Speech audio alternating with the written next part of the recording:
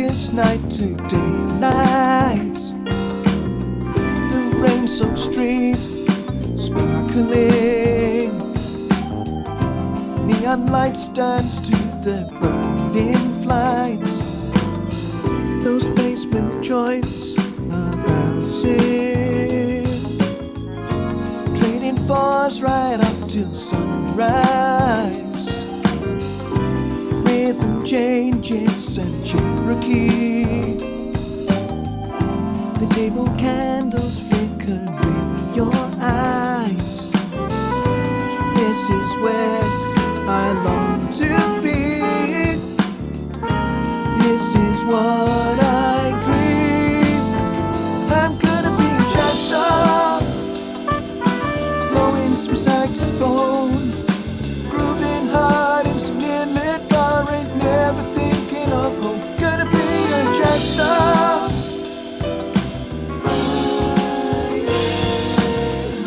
flying high.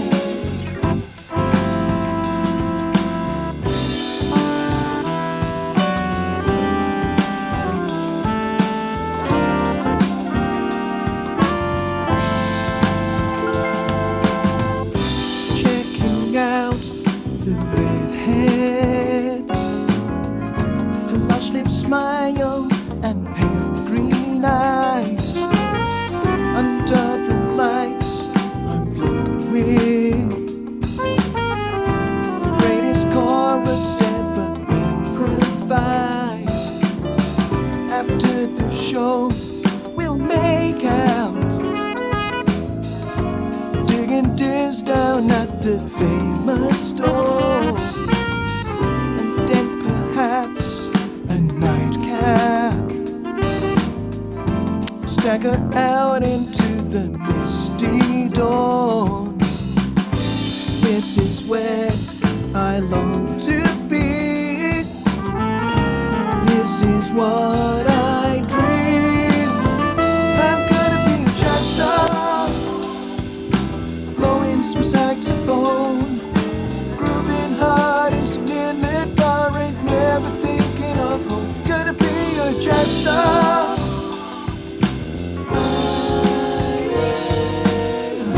flying high.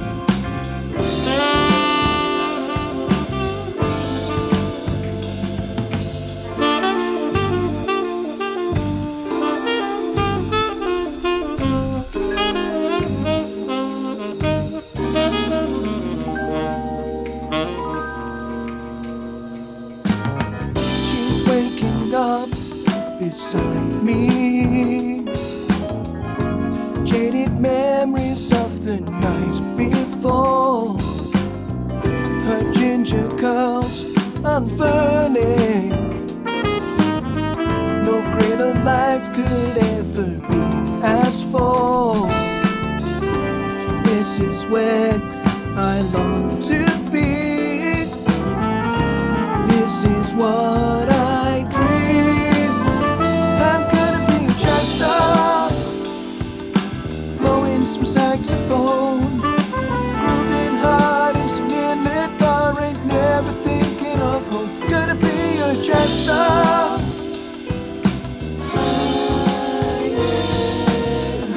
flying high.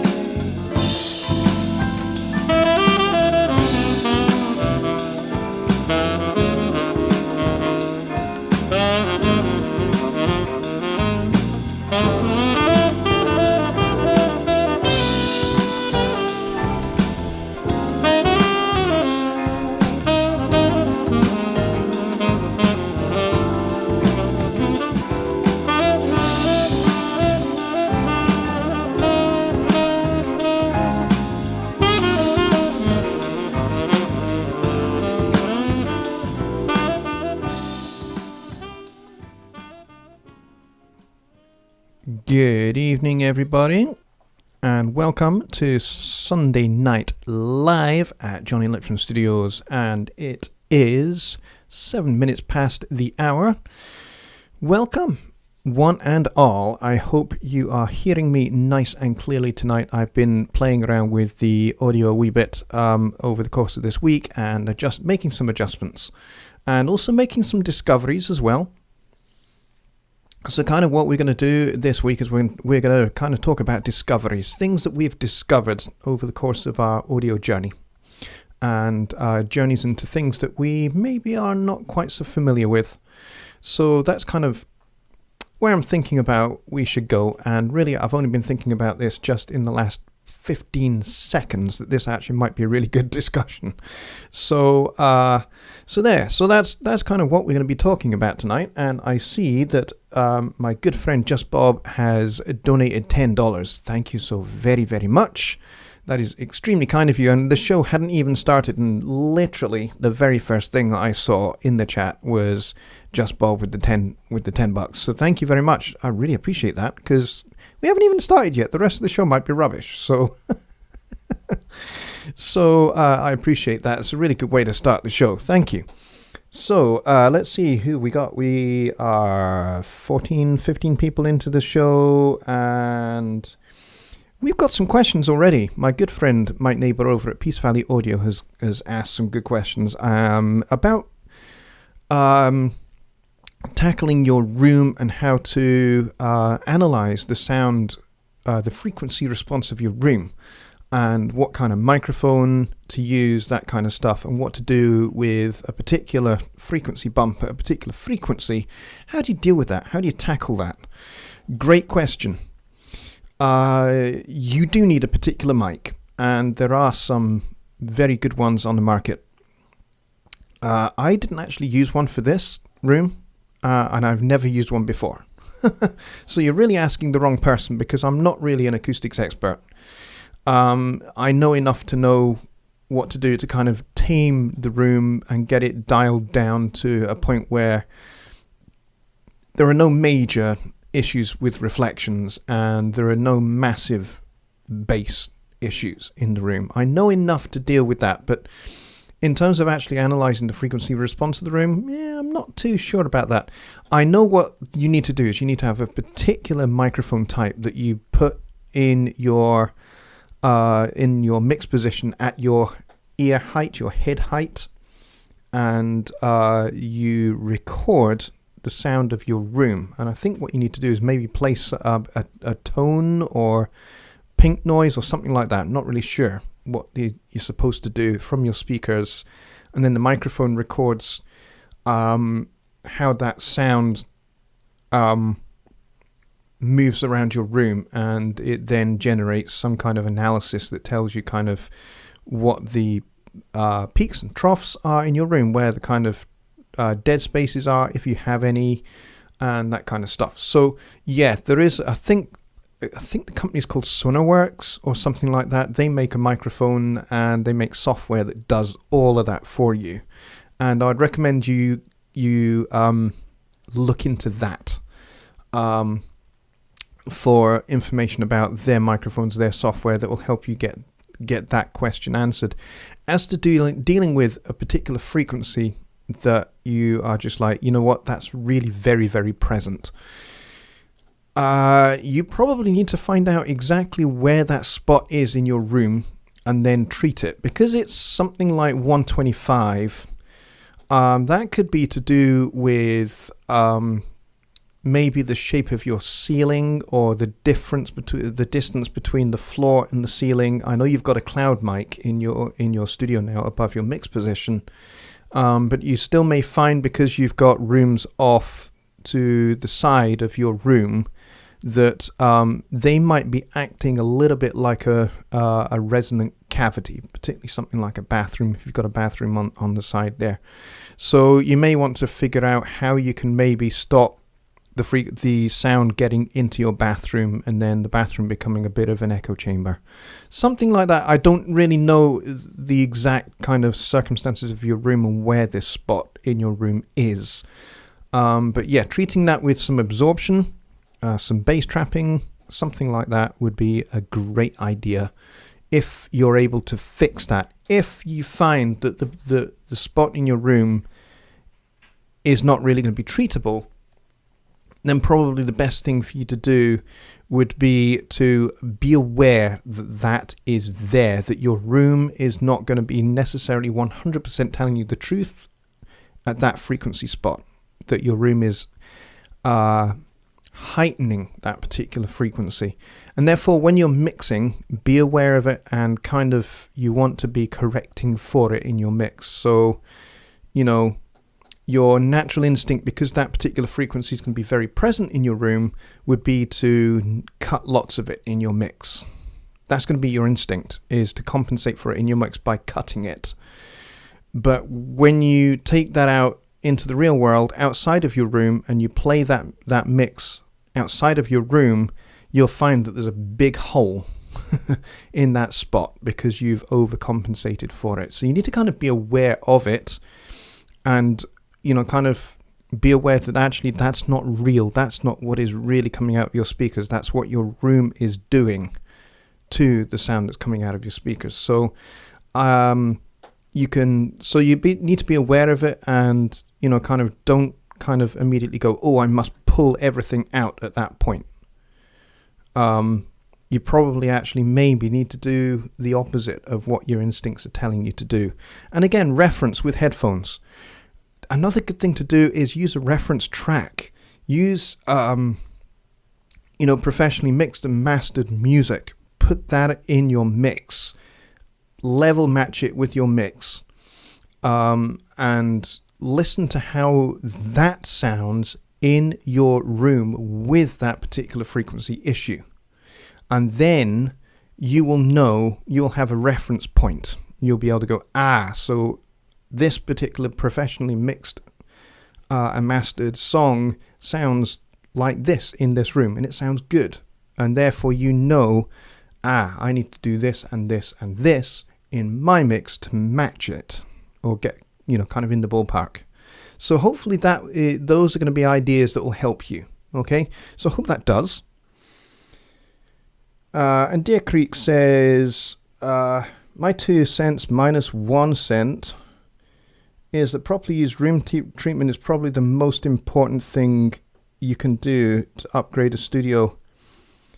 Then $200 speakers can be just fine if you know them. Yeah, knowing your speakers, knowing your room, knowing what music sounds like in your room is absolutely critical. I would say absolutely critical. I mean, this is a new room to me, so I'm still kind of getting used to it. And one of the things I do is I play music in here quite a lot through my speakers, so that I know what really good music sounds like in this room. Excuse me. What really good music sounds like in this room through my speaker system, so that I have a reference point, and it helps me learn the room. So I know, Mike, that you have reorientated your room so that your mix position is now kind of, you're on the short wall and your speakers are firing down the long the long wall of the room. Sorry, I got a really sore throat. Sorry, guys. Excuse me. I'll sort myself out. Hang on.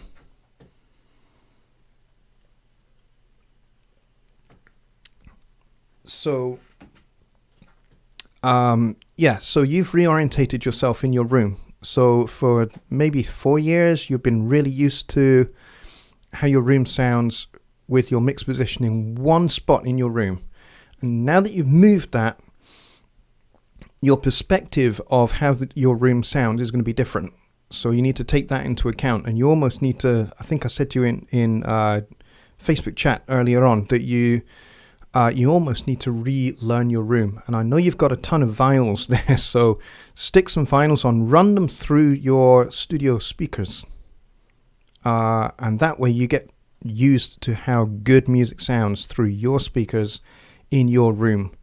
And then you'll start to think about mixing and getting your mixes to match that kind of ballpark. Okay? So hope that helps. Dear Creek says, I listen JL listens to Steely Dan a lot, so he has great recording reference. He knows what sounds good. Best ear training. Yeah, Steely Dan records are extremely good for ear training, and I'll tell you why. It's not just because the mixes are outstanding. Elliot Shiner did a lot of the mixes for Steely Dan, and also Donald Fagen's Nightfly was mixed by and largely by him, but also the production.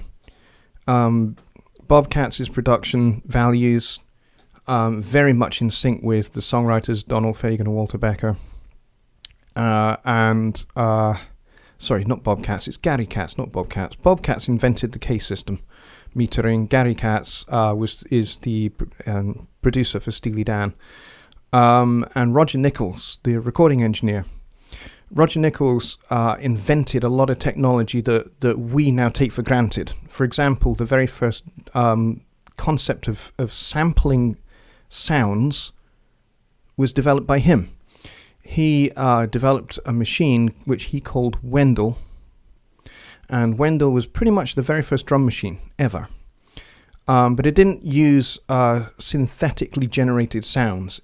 He took samples of session drummers' drum sets using tape loops, and using those tape loops, they were loaded into a computer that he designed and built, and a programming language that he created based on a 16-bit assembly language, and a lot of drum charts for the Nightfly, Donald Fagen's first solo record, were done using Wendell. And Wendell, in fact, won a Grammy in his own right for his performance on the Nightfly, and also on Gaucho as well, the last of the sort of classic 70s Steely Dan records.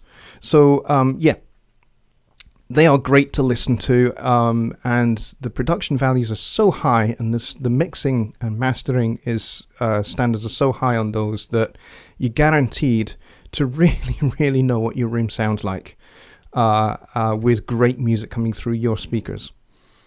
So I think that's a really good help. Bobby Booth says, might need to put thick curtains on your bookshelves because records are just reflecting your sound. Well, if the records are stacked kind of lengthwise, so basically just the edge of the record is pointing at you, actually they will, if they're all kind of all stacked together, they will act as an absorber rather than a reflector. If the records were facing outwards, so the surface of the record was facing the mix position, then yes, they would be very reflective. But if they're all stacked side on, it's a bit like books in a book cabinet. Books in a bookcase, they are fantastic for absorbing, particularly low mids and low frequencies. They make great bass traps.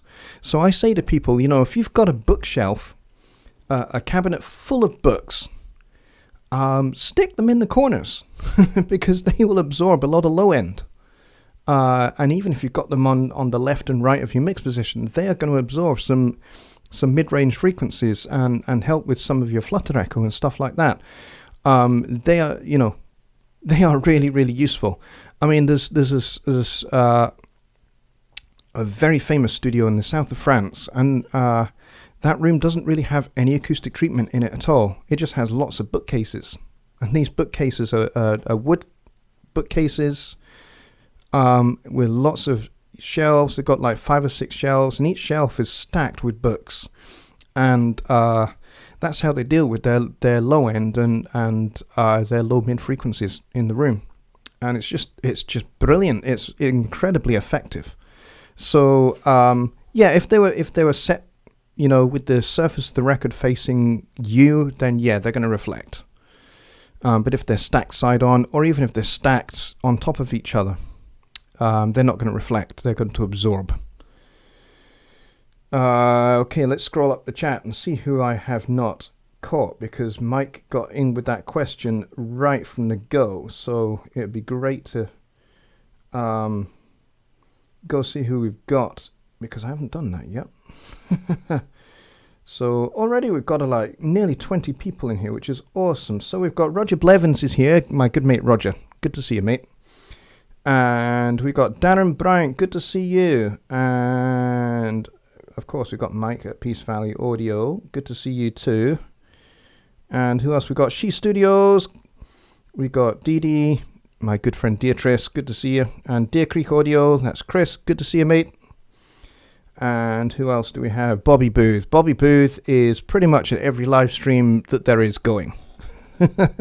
Bobby, I think I've seen you in about 5 or 6 different live streams, including Johnny's, Dave Vignola's, mine. I'm sure I must have seen you on one of Joe's Ask Joe's as well. Joe Gilder's Ask Joe's. So yeah, you get around a lot, my friend, and that's good. And Just Bob, who made my $10 donation. Thank you very much, mate. Let's see, who else do we have? I'm scrolling through the chat. Let's see. Woodbeast is here. Good to see you, Woodbeast. And I think we're pretty much near the bottom of the chat now. That we are, pretty much. Yeah, we're pretty much at the bottom. So we're going to talk about discovering things. I've made some discoveries because I'm always trying to improve how I do my shows, how I do my live streams. Now, obviously, having the better internet has made a massive, massive difference to how I do this show because, you know, you actually see me nice and clear, no pixelating, no freezing or anything like that, which is what we used to get. And you guys were so patient with me putting up with all of my low bandwidth and everything else. And, you guys were terrific and very encouraging. So thank you so much for all of your patience through all of that time when my internet just sucked. You guys have been terrific over that. So thank you for that. So that's made a massive difference. Also, introducing a second monitor has made a big difference as well because now I have OBS on a separate screen and I can see what's going on. I can see when I'm transitioning from one screen to another. I can see how that's going, and I'm not guessing. And I can also check on what the stream health is like, whether we're getting any drop frames or anything like that, and we have none, which is amazing because we used to have thousands of drop frames before. So that's really, really helped. I'm still having to put Google Chrome on a separate laptop because really my graphics card is probably not designed to do what I'm doing. It's not really designed to run 2 monitors on Windows 7 with the CPU that I have, and it's the integrated card. So the integrated graphics cards, they're never, particularly wonderfully great. So that's why we get a few snap, crackle and pops in the system. So one of the things I'm working towards now is improving that because I've made some discoveries about my graphics card that yes, it does support dual monitors and it works, but it draws a lot of power from the CPU to run the 2 monitors. And, something that has high intensity graphics like Studio One 4 and OBS, it's going to be tricky. And running the webcam as well it's all kind of a little bit tricky. So the graphics card is struggling. So I need to get myself a separate graphics card that has its own CPU and its own RAM, its own processing. So that the strain on my system is taken away quite a lot. And hopefully we should be able to do broadcasts really, really clear, hopefully at 60 frames a second. And hopefully also, everything will be a lot sharper, a lot clearer. And hopefully we'll get rid of those snap, crackle and pops that we get when I just do even just a basic 3 or 4 track demo in Studio One 4. So the thing we're going to have to kind of learn to put up with, kind of like we put up with the low bandwidth, is the snap, crackle and pops that we get a little bit at the moment. Hopefully I will be able to raise enough funds over the coming few weeks from mixing jobs that I've just been doing recently. Hopefully I'll have enough funds to be able to get myself a new graphics card. And then I have to figure out how to install it. And I know nothing about computers. So that's kind of my voyage of discovery. So it'd be really great if maybe in the chat you guys can start talking about some of the things that you've discovered recently, maybe about mixing, maybe about writing your own songs, and particularly if you have taken part in the songwriting challenge in the songwriters group, the HST songwriters group, where we've been doing this challenge where you write music to a set of lyrics, and the lyrics are taken from page 7 of a kitchen appliance manual.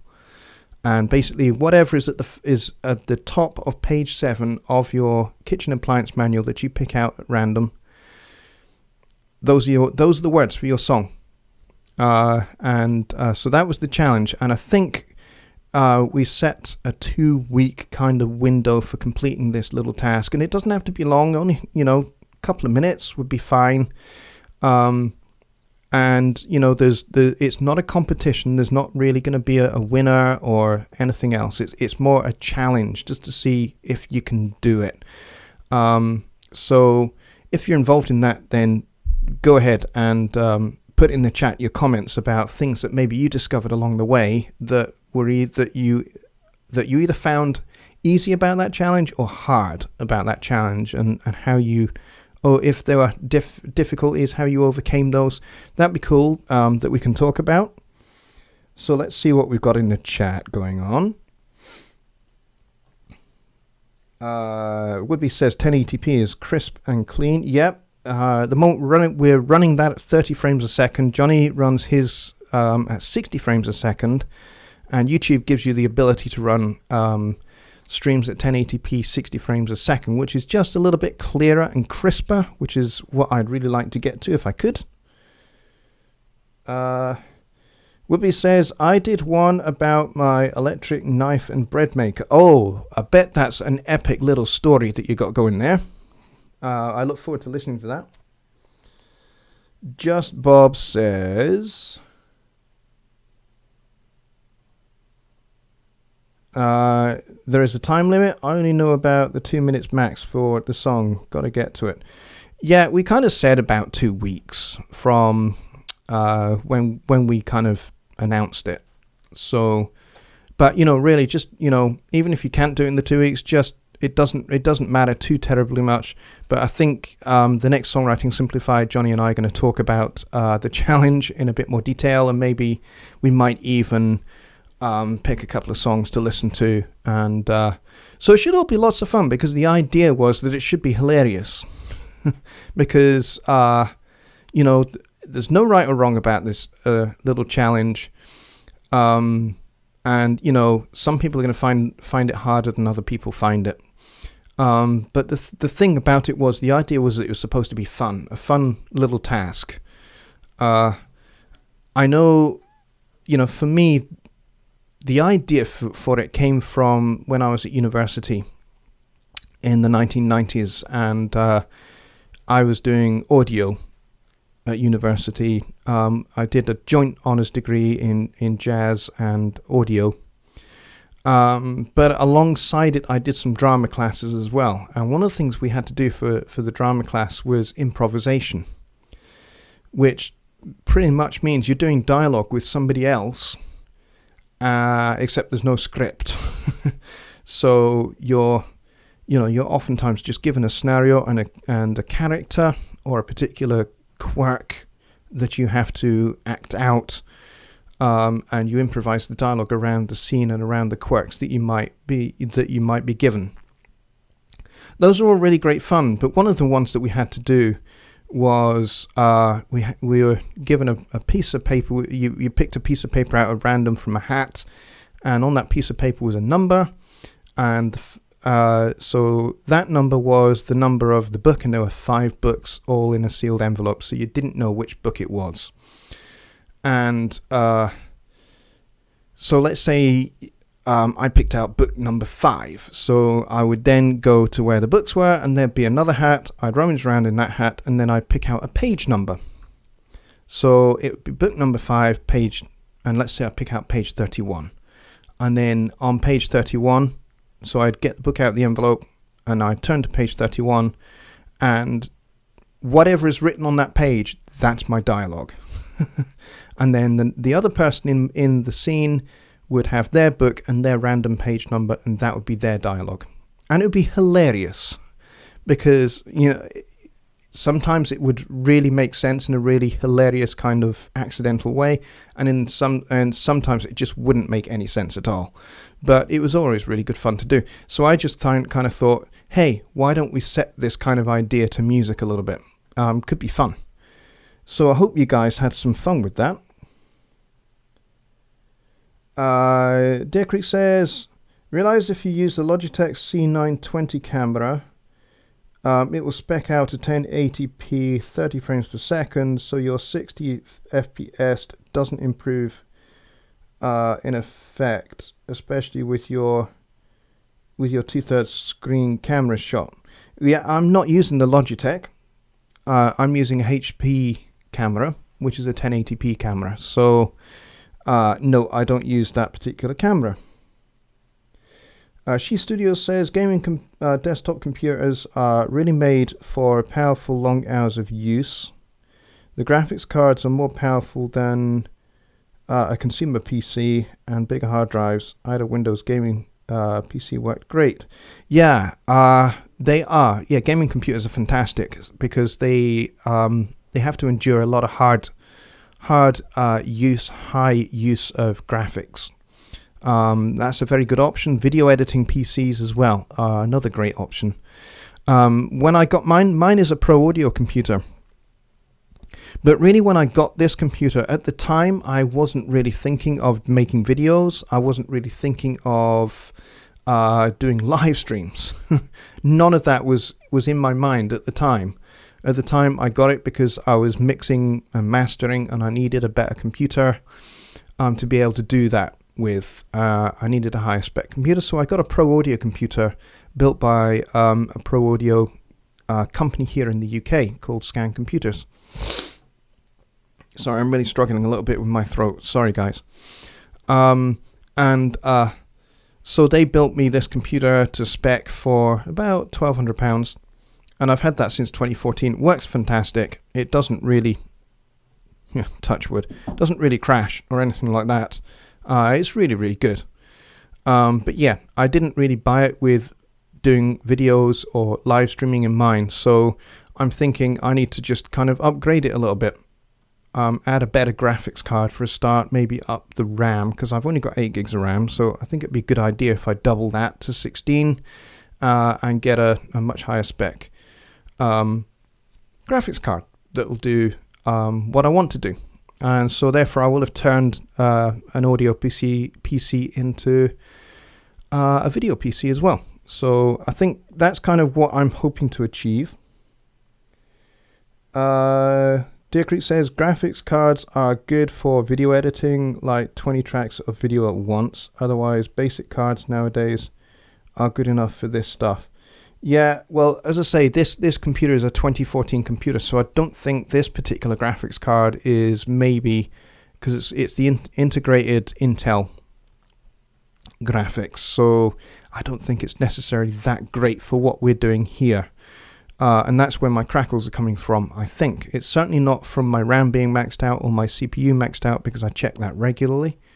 Like, for example, I can tell you at the moment that my CPU is only running at about 46% and my RAM's only running at 40%. So, and I'm running Studio One and OBS and a webcam. So, and when I was doing my very first stream in this room, where I was doing my test stream and I had Johnny in on Skype, we were only about 60% on CPU. So, it wasn't bad.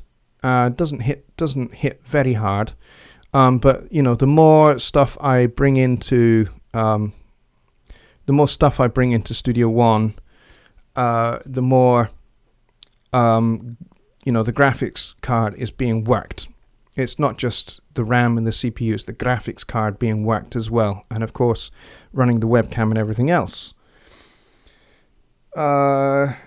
Good graphics cards start at $500, and the RAM isn't going to help audio or video. Yeah, I'm well aware of all of these issues, Chris, but I really do appreciate your input very, very much. Yeah, I'm aware I'm going to have to spend a good £200-300 on a good graphics card And yeah, that's absolutely something that I'm willing to do.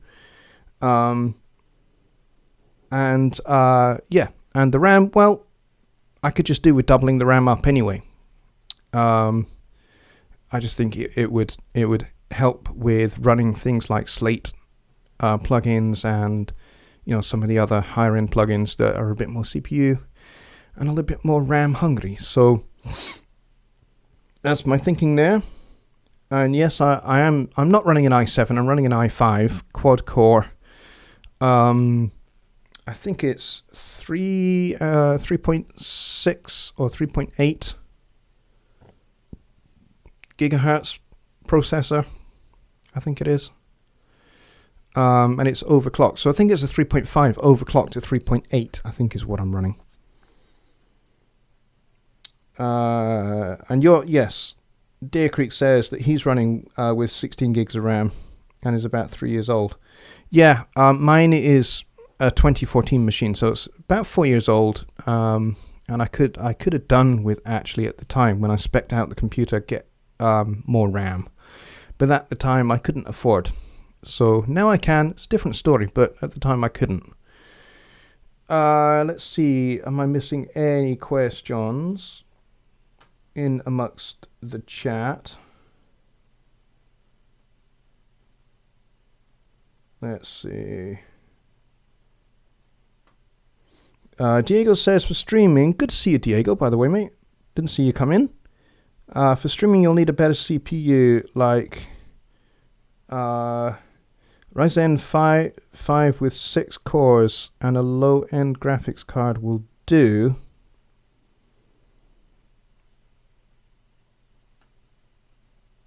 Bobby Booth says, well, since I'm on here too much, I'll stop coming. Nonsense, Bobby. You're not on here too much at all. And I appreciate that you are here every week. That's what I was trying to say. So if you took that the wrong way, then I apologize. Because no, absolutely. No stream is complete without you being here and without you contributing to the chat. It would just be weird if Bobby Booth wasn't here. That was what I was trying to say.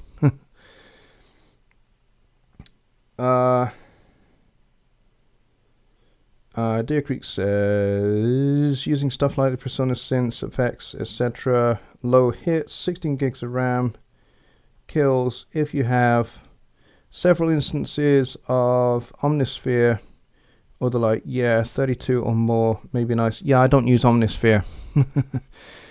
I don't need Omnisphere. Really, for the music that I do, I don't need that. I've got my Nord here that gives me the best piano sounds, the best Fender Rhodes samples, and the best Hammond and Vox Falsifer samples I could ever need. Plus, it's got a synth on board. And then I've got my Yamaha controller here for doing drums and what have you when I need to. And, PreSonus's Impact XT has the Tom Brecklin drums in it now, and that's a sample of his Yamaha Maple custom drum set with his, I think he uses Sabian cymbals for the most part. I think he's actually endorsed by Sabian, I can't remember. But anyway, it's got all of his, hand-picked cymbals and drums and stuff in it, and it's a great sounding kit, so I use that pretty much.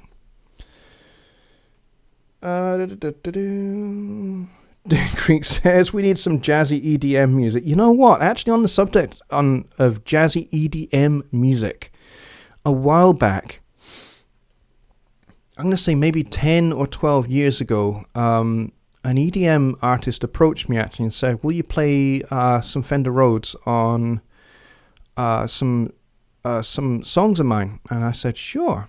And they're kind of like trance dance kind of stuff. And I said, so what do you want me to do? So he kind of played what he had. And he said, I just want you to play, man. And I had no chord changes, no nothing. So it was literally, I just played what I felt, fit with his songs.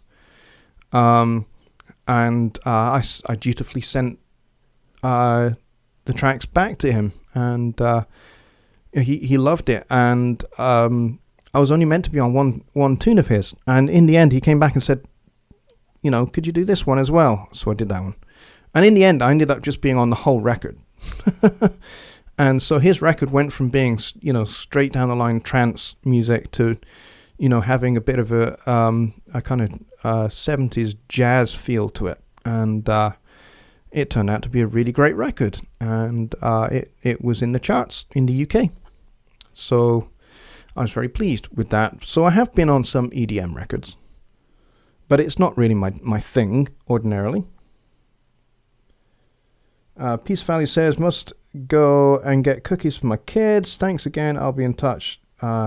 Yeah, please do, Mike, and let me know how you get on with those questions that we talked about.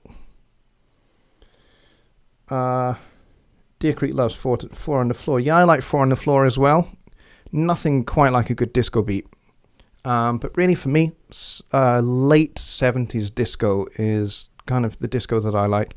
Not ABBA, not European disco, American, East Coast, maybe with a bit of a West Coast twist, disco music. That's kind of where I kind of like it.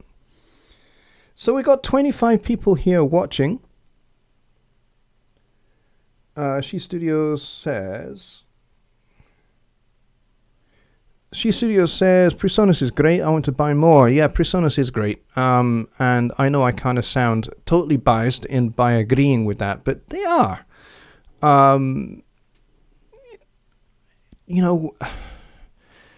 Maybe 4 or 5 years ago, I had only ever really heard of them in passing.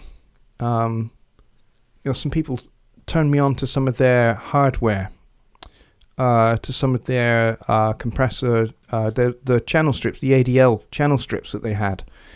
And a friend of mine had those ADL 600 and the ADL 700 in his studio. And I had at the time never really heard very much about Presonus until I came across these channel strips.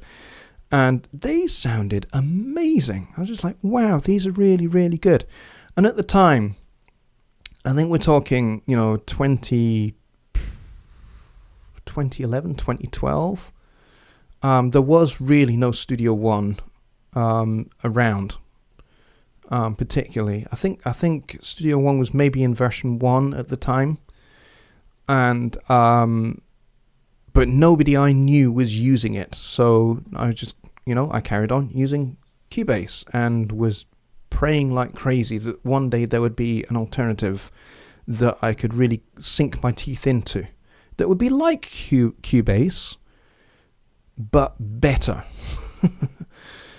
And for me, things came to a head in the end of 2012, beginning of 2013, when Cubase was just... It wouldn't stop crashing.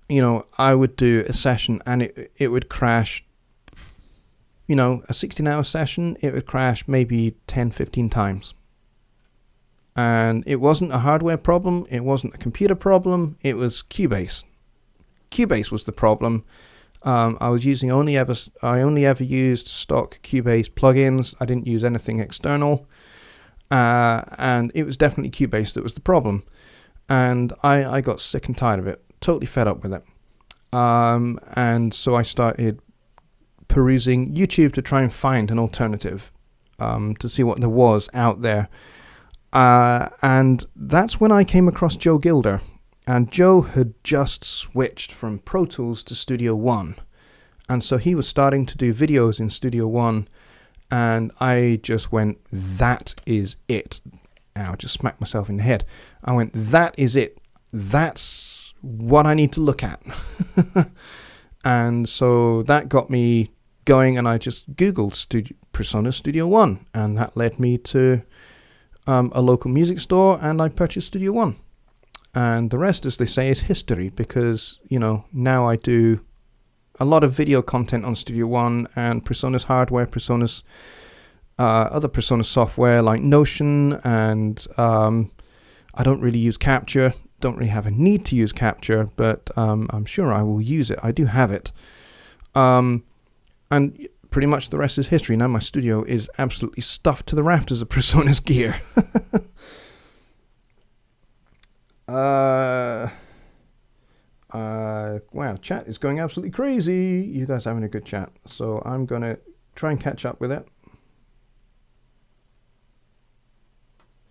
Just Bobs asks, what are considered to be droning chords? How are they written or used, and why? That is a fantastic question.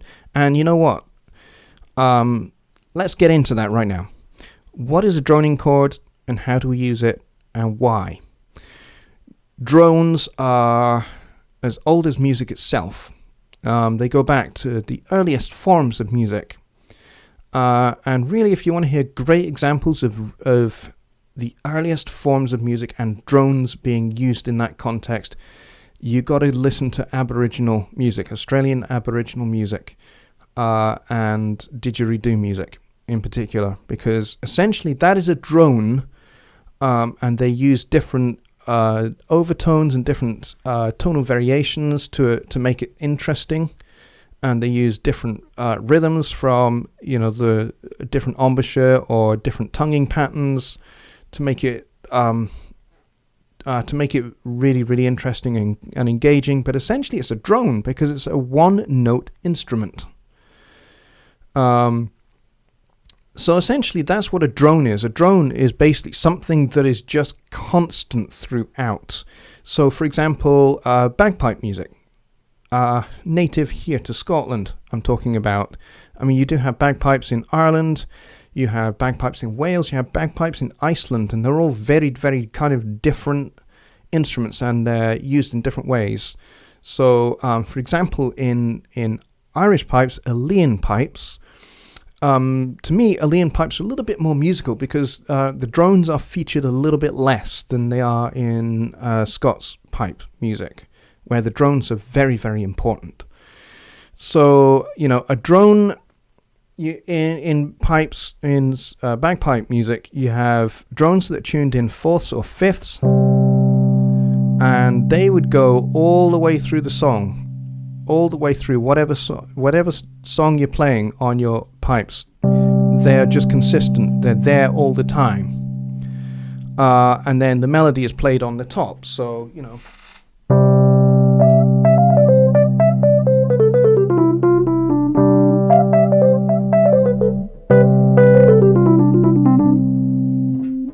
so that would be going all the way through the song, regardless of, what chords change over the top. So that's what a drone is. And why would you use a drone? You use a drone maybe to create a particular mood or a particular vibe, or to provide like a bed for other things to happen on the top of. So there are two things that can easily get confused here: a drone and a pedal point. Pedal point is slightly different, but similar. Okay, so a drone is something that is continuous all the way through. A pedal point is something where you have maybe a bass note, if it's a low pedal point, or an inverted pedal point where the note is up high. And basically what happens is the note is stationary and the chords change over the top. So for example, something like this.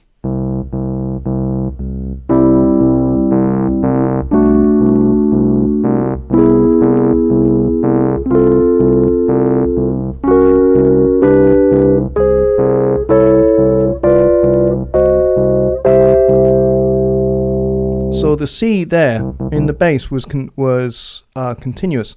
So a really fine example of this is the theme song to Chariots of Fire, the film, if you've ever seen that, where the bass is kind of like, you've got this bass constantly going.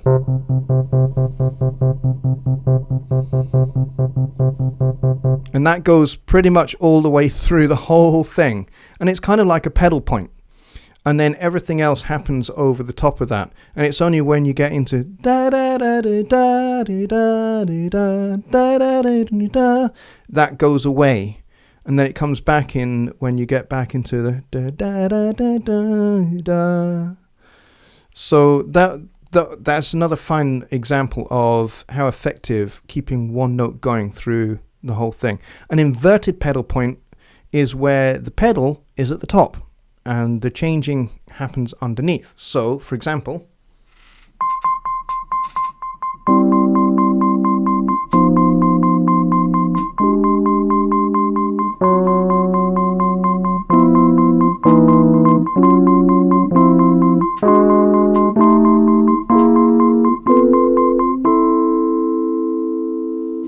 something like that. So that note is constant all the way through.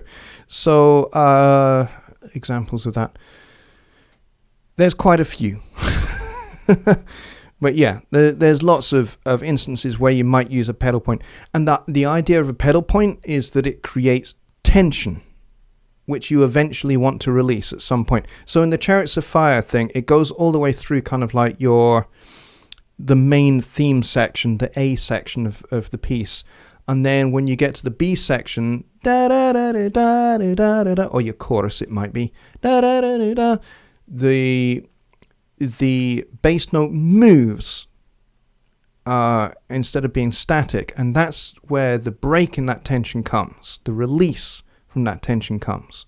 So pedal points are really, really useful. Bobby Booth is back.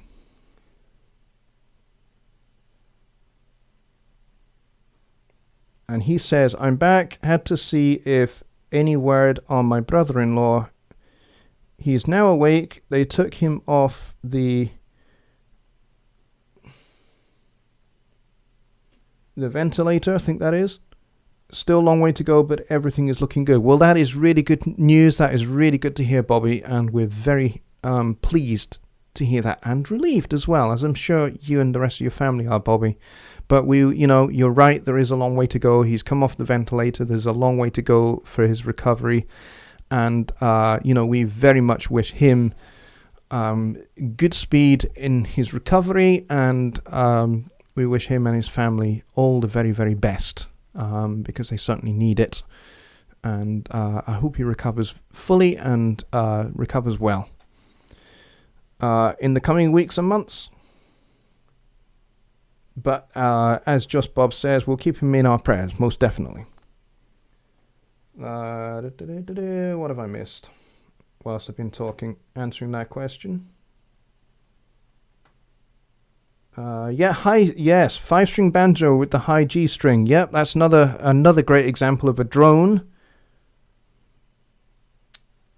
Absolutely. Gregorian monks, yep, another fine example of chants and pedal points and drones and that kind of thing. Yep. So yeah, some great examples there, Deer Creek.